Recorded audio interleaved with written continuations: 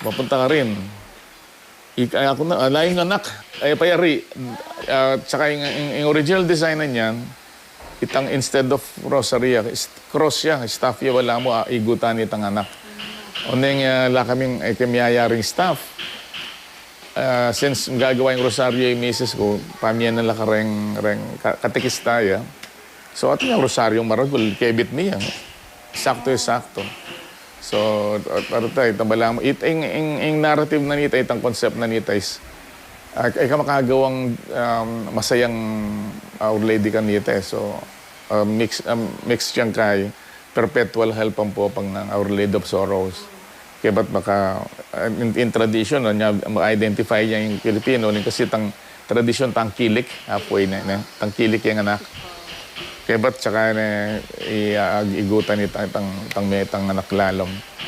So, itang naman, itang base na, ay ulap, itang waves. Itang identify ka, itang balang mo, itang isipan mo, yapin itang globe, itang storm surge na eh. Pero even inyang kaya rin yung bisita ng Pope, may adapt ya ketang circular kaya na memorandum letter na itang Laudato Si. So we're under threat na ng global warming. So may sakto ya mo ketang kaya. Maging universal itang kaya. Itang globe. So sinakto lang. So ako ginawa ko talaga itang mag-adapt ya, kayang Pilipino, saguli makarelate. Tsaka ma-identify ya ka rin na original piece yan. Tsaka of course, it's the narrative eh. Nano panandaman mo during that time, anya esperanza ya. We're seeking refuge ya. We're seeking help from the guidance from the Holy Mother. Ito pinya may isakto itang statwa ng ito. Opportunity na naging party ako ng visit niya. Parang akong kasama sa mga naapektuhan ng Yolanda doon. Parang akong victim. So actually every Filipino naman yung message niya. At yung hindi ko makakalimutan yung homily niya. Sabi niya, come close to our mother. Just like the child holding the skirt of the mother. So, nag-depict siya dun sa image. Kaya nga, na-embed sa akin yon. Kung walang ganon, wala siyang visual aid. Hindi niya magagawa yung ganon na description. Kung hindi ko naigawang ganon, di ba? So, nag-rely siya dun sa design ng Our Lady. So, yun, inspired ako doon. At sabi ko nga minsan lang makita mo, Pope, walang garantiya susunod. So, yun ang yung inspiration ko na talagang kinatago ko sa puso ko yun. Hindi ko parang binabrag na that is something na na hindi naman lahat pribileyo ng tao yun. Minsan parang sa milyon-milyon, bilyon Katoliko, ikaw lang bibigyan ng opportunity gano'n. Ati, there's another guy, binyeke hankeri ke, beke kaya. So, inyang pinakamiketang cathedral, bibiyeme, present mo naka-repeating time. So, akit may kayatang television monitor, ko rin, binyemiyam kaya ba't may ko na Sabala mo, may kanya na larang gamat me. Hindi kaya sabi. Once itang purmero, itang kadwa, dapat metong kaya karatlong family mag-present king Quirino Grandstand during the Mass. Itang kaya offertory. Then family, tino ka rin, di kami, may uli, may barang runway, ori. Netalik siya kimisis, maparang anak tatiluan. Sabi ko, pinay kami gagana ka. Paisahog ka rin pari na amit Petapin, may arrange la 2016. Ati kami rom. Nandun lang kami sa stands. Kasi nga, yung schedule ko is parang pinakiusap lang. Talagang fully booked lahat yung mga schedule ng Pope. May dala akong picture nung inawakan niya yung sa palo, yung mass. Tapos nung andyan na siya, binigay yung pinresent yung hawak ng dalawang guard. Tapos nagdasal siya. Tapos before that pala, nagmano muna ako. Yung sa atin, yung iba, di ba, kiss sila sa ring. Sa akin, nagmano kong gano'n. Tapos, nagdasal na siya. Parang, alam ko, konting-konti lang yung very brief yun. So, sinamantala ko na. Habang nagdadasal, parang arrogante ako. Do you still remember this, Holy Father? Sabi ko. Yung pinakita ko yung picture. Tapos tinignan niya, tapos gadasal ko rin siya. The rosary was personally made by my wife, sabi ko. Tapos tinignan lang, tapos nagdasal siya. Tapos malis na, palayo na. Ganun lang ba yun? Sabi ko. So wala kaming moment na naalala ko yung papal award ko nga. Andito yung pendant. Holy Father, sabi ko, do you still, thank you for this award, sabi ko. Bumalik siya. Tapos sinawakan niya yung kaliwang kamay ko. And then sabi niya, please pray for me. Sabi ko, I will. Tapos yun nga, nagkaroon kami ng close encounter na Tapos yung guard, binigay yung rosary, nandun pa sa bag ko every time na mahal sa kondon. Yung humility niya, ma-feel mo na ang boses niya napaka-soft. Parang husky na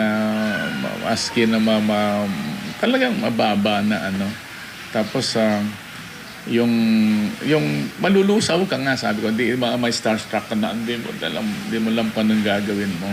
Yung ma-feel mo yung niya, yung authority niya as a leader of the church. Hindi mo ma-explain yung feeling na isang ka lang na kapampangan from dito na magkakaroon ka ng opportunity ma-meet mo and then makapag-contribute pa sa church. Yeah.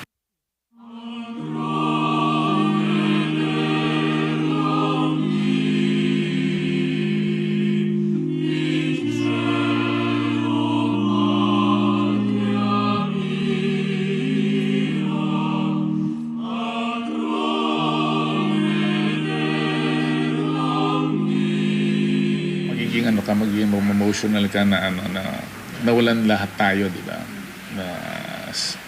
As head of the church, parang nawalan ka ng ama. Tayo lahat ganun ang feeling natin. Although unexpected kasi we're thinking di ba? All the while alam natin na okay na siya, lumabas na siya 2 weeks sa hospital. Alam natin na nagre-recover na siya. It's a part of my morning prayer parang every time na meron ako morning, included yung recovery niya. So after ng death niya, nawala na yung morning prayer ko. So malungkot, nakakalungkot na although inevitable yan, di ba? Alam naman natin na hindi na sa tatagal. Kaya ang prayer na lang natin is yun nga, yung sana andun na siya sa Panginoon. At pangalawa is yung guide ng Holy Spirit is pumili sila ng talagang karapat-dapat doon sa kapalit niya. Mahal na mahal niya yung humanity, especially yung mga underprivileged, yung mga vulnerable niya, yung affected. And hindi siya yung luxury na nakapatong sa kanya. Privilege niya yan. Pero hindi niya ginawa. Hindi siya nasa apartment lang siya. So, kumakain siya, binabayaran yung pagkain niya, kumakain siya nakasama sa mga staff. Tapos yung sakyan niya is Fiat lang. Yun ang humility talaga na sana magkaroon ng maging guide yon, maging standard sa susunod na sana maging yung susunod na Pope, yan ang magiging na standard nila. Sana para sa atin. Tsaka di ba yung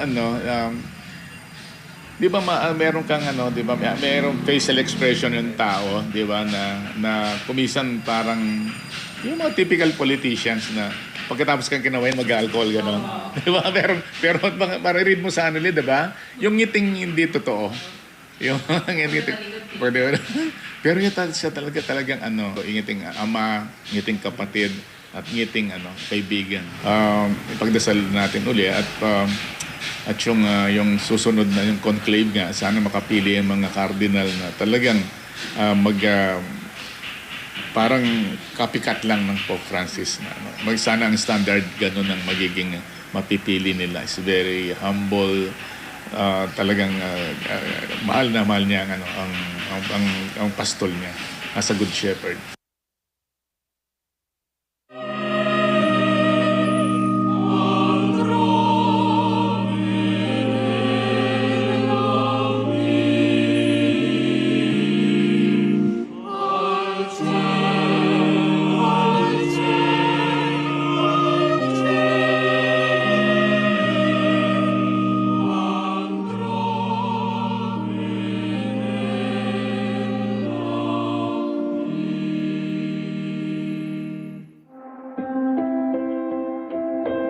Manatili nakatutok para sa iba pang balita ngayong araw.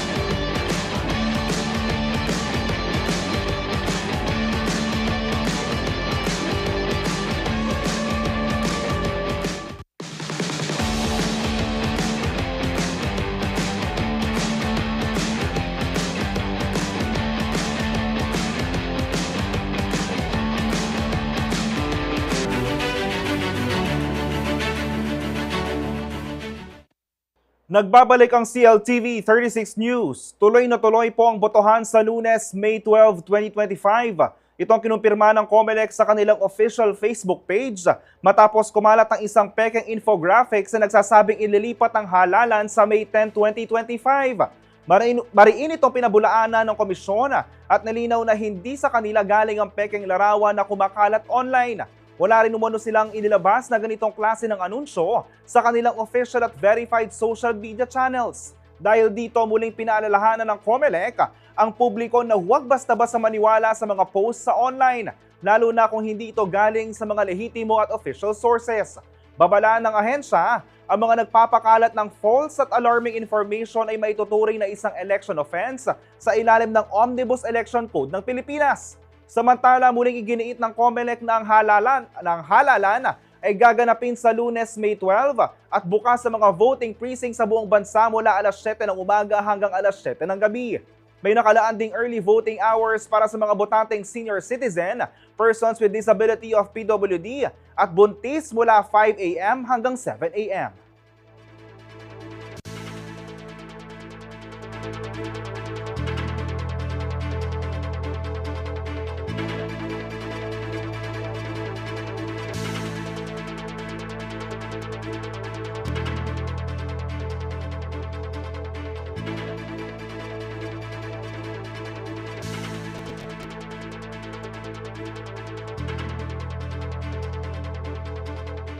Samantala, opisyal lang dineklara ni President Ferdinand Marcos Jr. bilang special non-working holiday sa buong Pilipinas ang araw ng national local elections sa May 12, 2025.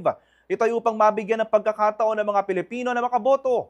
Una nang naghain ng formal na kahilingan si Commission on Elections o COMELEC Chairperson George Erwin Garcia kay PBBM na gawing holiday ang Election Day.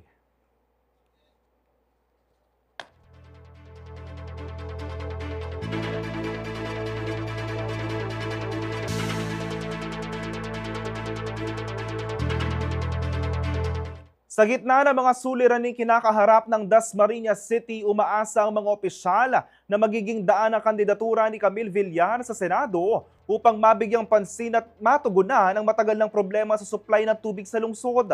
Para sa ipang detalye, narito pong report. Tiwala ang lokal na pamahalaan ng Dasmariñas City, Cavite na magkakaroon ng mas konkretong tugon sa mga isyong kinahaharap ng lungsod, lalo na sa usapin ng supply ng tubig sa tulong ni Senatorial Candidate Camille Villar. Sa isang Zumba event na dinaluhan ng mahigit 12,000 katao sa Dasmariñas Football Field, binigyang diin ng pamahalang lungsod ang naging papel ng pamilya Villar sa mga proyektong inilunsad sa Dasmariñas sa mga nakaraang taon. Naniniwala ang mga opisyal na kung mabibigyan ng pagkakataong manilbihan sa Senado si Villar, lalo pa nitong mapapalawak ang saklaw ng tulong sa mga lokal na programa. Nagpahayag naman ng pasasalamat si Camille Villar sa mainit na pagtanggap ng mga Dasmarineño. Batid raw niya at nauunawaan ang mga hinaing ng mga residente at sinabing mahalagang mabigyan sila ng maayos na serbisyo. Dagdag pa niya, patuloy ang kanyang pagkikipag-ugnayan sa mga kumpanya gaya ng Prime Water upang maisulong ang interes ng mga consumer. Bukod sa isyu sa tubig, iginiit din ng kampo ni Villar ang kahalagahan ng patuloy na suporta sa mga serbisyong pangkalusugan, edukasyon at infrastruktura na pagkikinabangan ng komunidad. Isel Fernando, CILTV 36 News.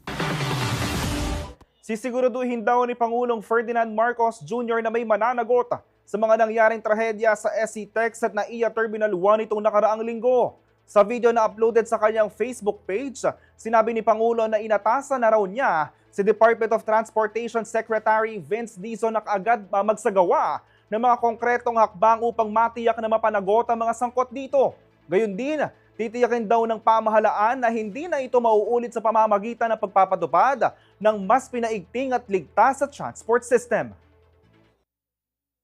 Condolences to all the families who have lost loved ones and to those who were injured in the recent tragedies at the SCTEX Toll Plaza and NAIA Terminal 1. 10 lives were lost in a devastating collision in Tarlac. Days later, 2 more, one of them a child, were taken in a tragic accident at the airport. These incidents should never have happened, and now we will ensure they never happen again. I have instructed Secretary Vince Dizon of the DOTR to move decisively. First, to identify and to hold accountable those responsible. And second, to put in place the necessary reforms to prevent further loss of life. We are taking the following actions. Review of driver licensing to ensure that only fit, capable, and responsible individuals, whether driving public or private vehicles, are allowed on our roads. A nationwide audit of bus operators with clear sanctions for those who fail to comply with safety and maintenance standards. A directive to the Department of Labor to crack down on unsafe and exploitative practices in the transport sector, because driver fatigue, long hours, and pressure to meet quotas should never put lives at risk. We owe it to the victims and their families to act, not only with sympathy, but with resolve. These lives will not be lost in vain. We will make the changes that need to be made. We will demand accountability where it is due, and we will build a transport system that truly protects Filipino people.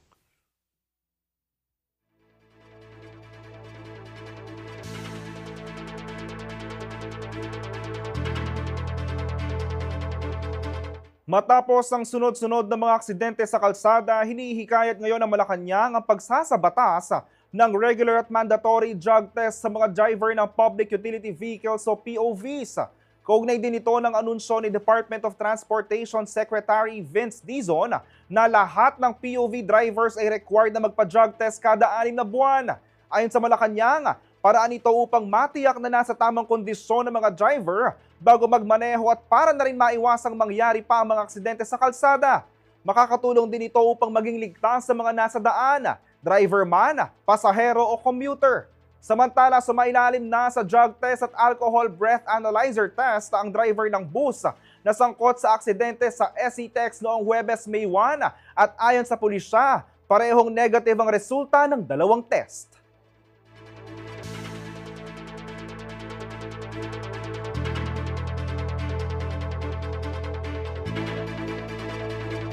Manatili nakatutok para sa iba pang balita ngayong araw.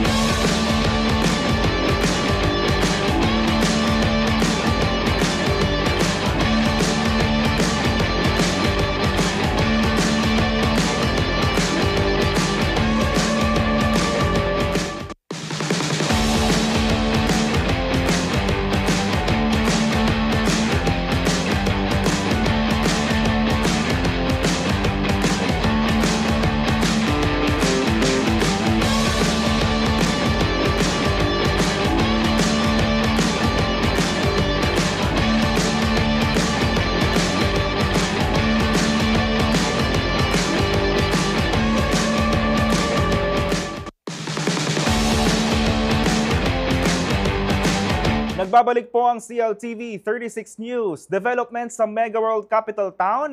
Layong palakasin ng turismo at lumikha ng trabaho. Makakasama po natin sa linya si Ashley Punsala ng CLTV 36 News. Ashley, ano-ano nga ba mga bagong atraksyon sa Mega World Capital Town? Magandang gabi mga CLTV viewers, magandang gabi JM, no? Kanina galing nga tayo sa video tour sa Mega World Capital Town at nakita natin yung mga bagong attraksyon.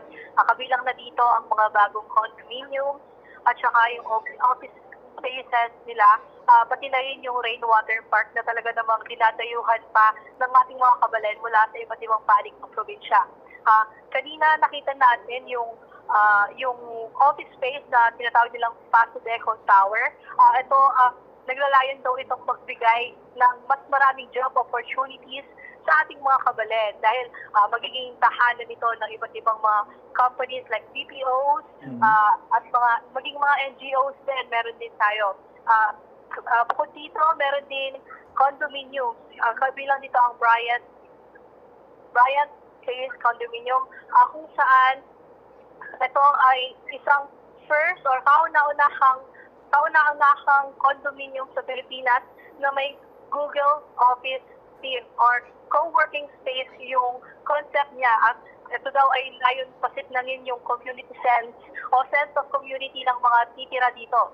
Bukod dito, meron din tayo yung bagong dinadayuhan, sikat na sikat sa TikTok, yung rainwater park na hindi lang basta atraksyon, nakakatulong din ito sa pag-mitigate daw ng flood dito sa ating syudad. Ayan, Ashley, araw-araw dumadaan ako dito sa Mega World Capital Town at nakikita ko na napakaganda nga ng development at marami ring tao ang pumupunta dito upang mag-exercise, kumain kasama kanilang kaibigan at kapamilya. Pero gusto ko malaman, gaano nga ba kahalaga ang mga development na kagaya nito sa mga Kapampangan? Ayun, dahil nabanggit ko nga kanina, no, hindi lang to nagpapalakas sa turismo ng ating syudad o ng ating probinsya, no. Nakakatulong din ito sa ating mga kabalen dahil hindi na nila kailangan lumayo para maghanap ng trabaho dahil nga lumapit na sa atin mismo yung mga job opportunities dito sa bagong Paso Deco Tower nila na mag-offer nga ng mga iba't ibang job opportunities sa ating mga kabalen, JM. Ayan, Ashley, nabanggit mo kanina, meron tayong rainwater park. Para naman po sa lahat ng mga manonood, ito pa itatanong ko na, anong oras nagbubukas at nagsasara itong ating park na ito? Bukas ang rainwater park, JM, mula 8 a.m. hanggang 8 p.m. Meron ditong mga iba't ibang activities na pwedeng gawin.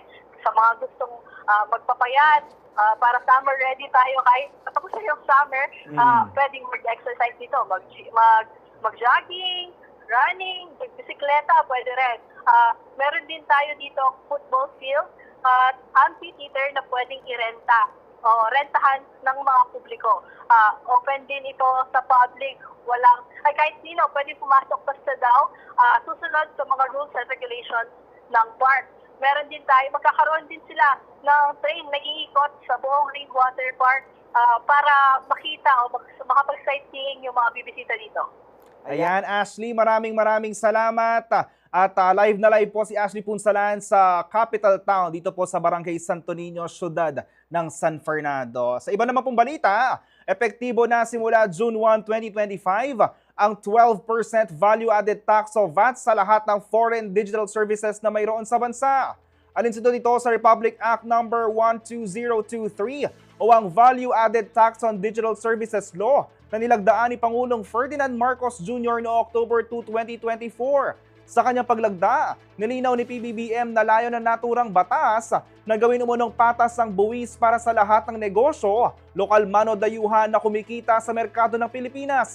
Sa ilalim ng batas, binibigyan ng kapangyarihan ng Bureau of Internal Revenue o BIR na mangolekta ng VAT mula sa iba't ibang foreign digital service providers sa bansa.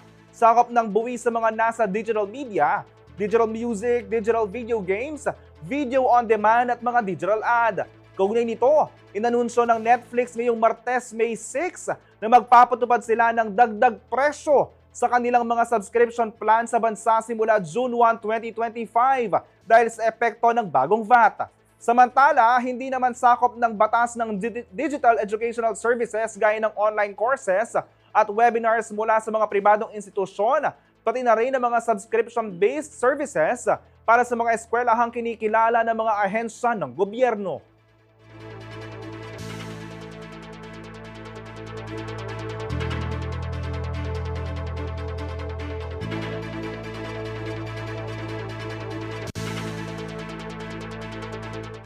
Samantala, bilang bahagi ng selebrasyon ng Farmers at Fisher Folks Month ngayong Mayo, itinalaga ang isang mangingisda mula Bataan bilang 2025 Fisher Folk Regional Director ng BIFAR Region 3. Bababa naman sa katubigan ng Regional Director na si Wilfredo Cruz upang mangisda at lubos na maunawaan ang sitwasyon ng mga nasa sektor ng pangisdaan. Narito pong report.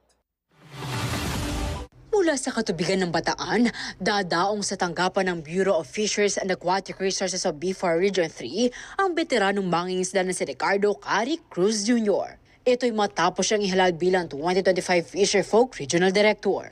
Bahagi ito ng selebrasyon ng Farmers at Fisher Folks Month ngayong Mayo na may layuning bigyan tinig ang mga nasa sektor ng pangisdaan. Institutionalize ito noong 1989 through Presidential Proclamation number 33. And then, at ito'y sinusugan naman ng Fisheries Administrative Order naman na number 80 na kung saan naman inaatasan yung Department of Agriculture na magtalaga ng Fisher Folk Director. No? So, since 2005 ay ginagawa na namin ito at marami ng mga Fisher Folk Director ang nakaranas na maging regional director ng BIFAR. Opisyal na iniluklok sa posisyon si Cruz nitong Lunes, May 5, sa opisina ng BIFAR Region 3 sa City of San Fernando, Pampanga, sa pamamagitan ng ceremonial exchange ng susi at sagwan ng pamumuno. Sa palitan ng posisyon, si R.D. Cruz ang bababa sa katubigan at mamumuhay bilang mangingisda upang mapalalim ang kaalaman ng BIFAR sa sitwasyon ng mga ito. Ang magiging role ng ating Fisher Folk Director, of course, i-oversee niya yung operation ng regional office at titignan niya yung financial, yung physical mga programs, and then bababa din siya, titignan din niya yung mga programa ng BIFAR gaya ng ginagawa ko. Ako naman ay bababa naman bilang isang mangingisda, makikihalubilo ako, mag-i-immersion ako sa ating mga mangingisda para maranasan ko din yung buhay ng mga mangingisda. Daing ng mga mangingisda, madagdagan pa sana yung tulong na ipinagkakalob sa kanila para makasuporta sila o makadagdag doon sa pagpapaaral sa kanilang mga anak sa pangangailangan sa buhay. Ito raw ay sumasalamin sa pagpapahalaga ng ahensya sa sektor ng pangisdaan. Usually ang outcome nito is for the regional director na makita yung buhay ng mga isda at makuha o makapture pa niya kung ano pa yung mga proyekto na pwede nating ilatag sa ating mga mangingisda based dun sa sasabihin nila while ang regional director ay naka-immersion. On the part of the National Fisher Folk Director naman, ang magiging role naman niya ay magkakaroon siya ng report na kung saan ay pwede niyang i-comment yung mga magagandang programa ng BIFAR at pwede naman siya mag-comment dun sa mga programa na siguro yung mga hindi na kailangan or mga programa na pwede pa nating i-improve. Hinihikayat naman ni FRD Cruz ang mga kapwang mangingisda na makaisa sa pangangalaga ng katubigan. Gusto kong ipabatid sa katulad kong mangingisda, unang-una, pagtulungan nating protektahan ang ating pangisdaan. Maging aware tayo doon sa mga sinasabata sa atin, pangunahin yung paglilinis ng dagat, pagkonserba sa mga ating mga likas na yaman o likas katubigan para sa atin din to, sa darating na henerasyon. Samantala, itinalaga rin si Avelino Avia Capuli, isa ring Bataenyo bilang National Fisher Folk Director ng BIFAR. Liana Canilao, CILTV 36 News. Samantala, positibo ang pananaw ng mga mangingisda sa mungkahing gawing hiwalay na departamento ang BIFAR mula sa Department of Agriculture. Naniniwala sila na sa oras na maging Department of Fisheries and Aquatic Resources o DFAR ang ahensya, mas lalaki ang pondong ilalaan ng sektor o sa sektor ng pangisdaan. Narito pong report. Batid ng fisher folk leader na si Ricardo Care Cruz Jr. na hindi tinatahak ng mga anak ng mangingisda ang hanap buhay ng kanilang mga magulang. Kadalasan, naghahanap sila ng mga oportunidad sa labas ng sektor ng pangisdaan gaya ng professional career para magkaroon ng mas malaking kita. Hango sa kanyang personal na karanasan, siya mismo ay may 4 na anak at ni isa raw sa kanila ay walang nagbabalak na ipagpatuloy ang kanyang kabuhayan. Ngunit sa pananaw ni Cruz, na naitalaga rin bilang 2025 Fisher Folk Director ng Bureau of Fisheries and Aquatic Resources o BFAR Region 3, makakatulong sa kanilang sektor kung sakaling maging isang ganap na departamento ang ahensya. Nakasalukuyang nasa ilalim pa rin ng Department of Agriculture o DA. Kung magiging departamento ang BIPAR, magiging DIPAR, lalaki ang budget, lalaki rin ang maitutulong sa mga mangingisda. Ayon pa kay BFAR Region 3 Director Wilfredo M. Cruz, matagal nang isinusulong na maging departamento ang ahensya. Ngunit nananatili pa rin itong nakabinbin. Ay, of course, magkakaroon siya ng autonomy. Hindi siya, hindi siya line bureau ng Department of Agriculture. At nalawak yung mga programa. At we're hoping na magkaroon ng mga magandang budget para maipagkaloob o mai-support na natin sa ating mga mangingisda kung ano pala yung mga kailangan nila. Dagdag pa ni Cruz, kaakibat ng mas malaking pondo ang pagkakataong makabili ng mas malalaking bangka na lubos na mapakikinabangan ng mga mangingisda, hindi lamang para sa kanilang kabuhayan, kundi para masustain ang mga yamang tubig. Sa ating hanay ng ating mga mangingisda, ay at sa nakikita namin ay kailangan na talaga ng mas malalaking bangka para makalaot sila at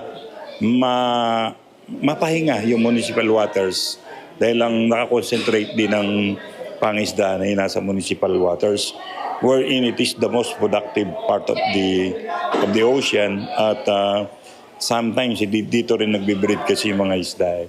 Makatutulong din umano ang pagiging departamento ng BFAR para sa mas maayos na sistema ng marketing at post-harvest facilities ng mga mangingisda.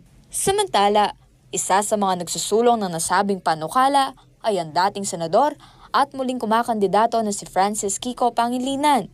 Naniniwala siyang malaki ang potensyal ng Pilipinas sa aquaculture at sa tamang suporta, maaaring maging seafood powerhouse ang bansa. Kasama si Liana Canilao, Arlene Salonga, CLTV 36 News.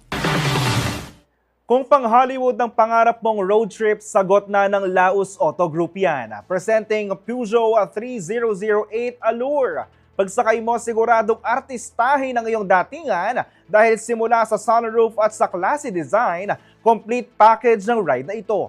Para sa iba pang features, alamin natin ang report ni Jay Hernandez, ang Sales Executive ng Peugeot Pampanga.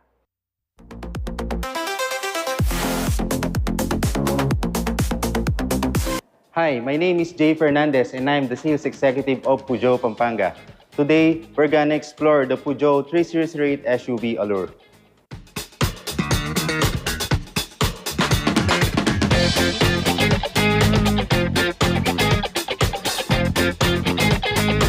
Peugeot 3008 SUV presents a striking design with premium line materials.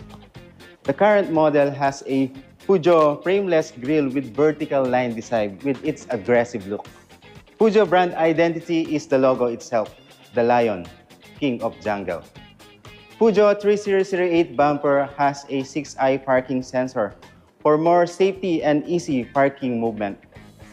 Signature headlight with full LED illuminated Fang daytime running light. Under the hood, we have a 1.6-liter twin-scroll turbo high-pressure engine. It has a 165 horsepower and 240 torque. For our tire, we have 18 inches Los Angeles Diamond alloy wheel with 225 by 55 R18 size of tire. A power folding adjustable side mirror with blind spot monitoring features. It also has a ground clearance of 198 millimeter. At the back, we have the full LED rear lamp with 3D claw design. You can also see the Peugeot logo design over here. It has a backup camera for easy and safety parking experience and 6-eye sensor to prevent collision when parking. Peugeot 3008 equipped with automatic tailgate. You can open by soft touch sensor, via remote, or keyless entry. It also has a boot capacity of 591 liter. But if you need more space, you can fold down the second row seat. Peugeot 3008 equipped with dual pipe aesthetic design with rear fog lamp for more visibility. Did you know that Peugeot has a keyless entry system using soft touch and key remote control?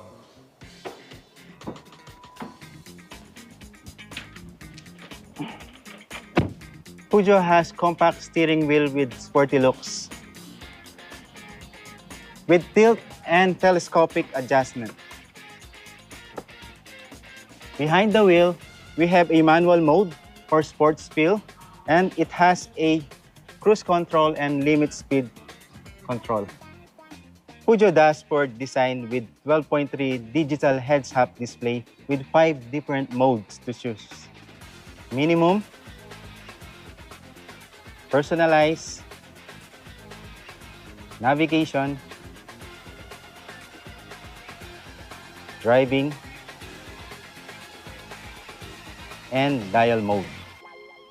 It has also a toggle switch chrome design, piano key design for easy access to music, air conditioning, navigation, vehicle setting, Bluetooth, and media. It has also a wireless charging and a advanced grip control with 5 different modes. Peugeot 3008 equipped with a sports mode. It has a button. You can just press the sports mode button to feel the sporty looks of the car while driving. For our seat, we have a black leather with brown stitches for aggressive and stylish design. Peugeot 3008 has a 5 seating capacity. Peugeot 3008 equipped with a panoramic sunroof.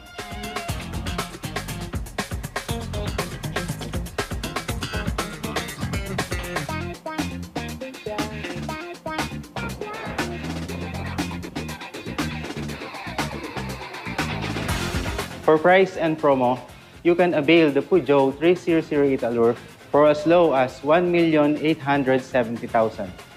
And if you avail this unit, you can get a free Laos Group Cares 24/7 roadside assistance worth of 32,500 pesos and Upor Optic Tint. For inquiries, you may call or text us to 0999-223-0313, or you can visit our showroom located at the Laos Group Complex, Jose Habad Santos Avenue, City of San Fernando. Manatili nakatutok para sa iba pang balita ngayong araw.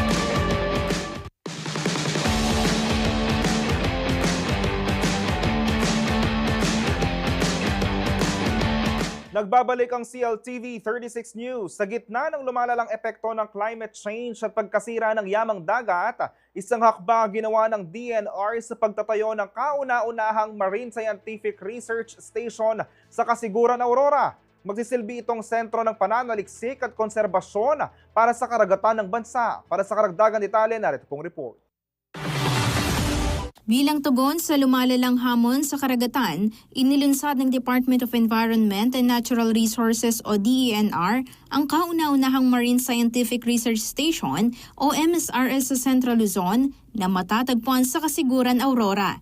Layunin ng pasilidad na paigtingin ang konserbasyon ng yamang dagat sa pamamagitan ng sistematikong pananaliksik, pagbibigay ng evidence-based data at pagpapalakas ng kakayahan ng mga lokal na sektor upang makabuo ng mga pulisiyang tumutugon sa epekto ng climate change, overfishing at pagkasira ng marine ecosystems.